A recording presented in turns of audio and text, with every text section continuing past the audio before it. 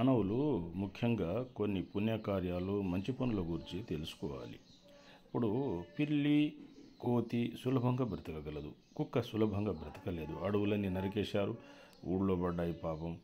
మీరు street animals ఈ కుక్కలకి మీరు ఆహారం కనుక ఇస్తే చాలా పుణ్యం వస్తుంది.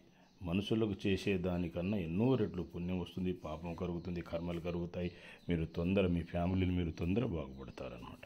చూడండి, మీరు జస్ట్ ఫ్యూ ఇయర్స్నే చాలా రిజల్ట్ వస్తుంది.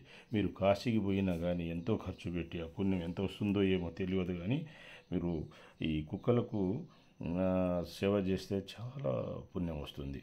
అంటే వాటికి ఏదైనా దెబ్బ తగిలితే కట్టుకట్టడము, బాగు చేయడం, మందులు ఇవ్వడము, ఇప్పించడము, చూపించడము, రోజు ఇంత అన్నము ఆహారం పెట్టడం. ఏముందండి, రోడ్డు పక్కన ఇంత బండ పెట్టి లైట్ కూరతో మజ్జిగతో కలిపి ఇంత తిన్న మీకు ఆశీస్సులు ఇచ్చిపోతాయి అన్నమాట.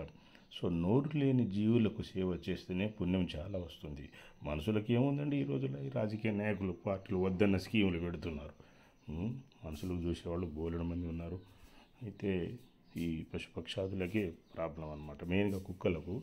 అయితే ఏదైనా స్ట్రీట్లో కుక్కలు ఎక్కువ ఉంటే దట్టమైన అడవుల్లో వదిలిరండి, మంచిగా బతుకుతాయి. కానీ కొట్టకూడదు, చంపకూడదు, చాలా పాపాలు తగులుతాయండి. ప్రపంచం అంటే ఒక మనుషులే కాదు కదా, జంతువులు, పక్షులు, మనుషులు అందరూ కలిపే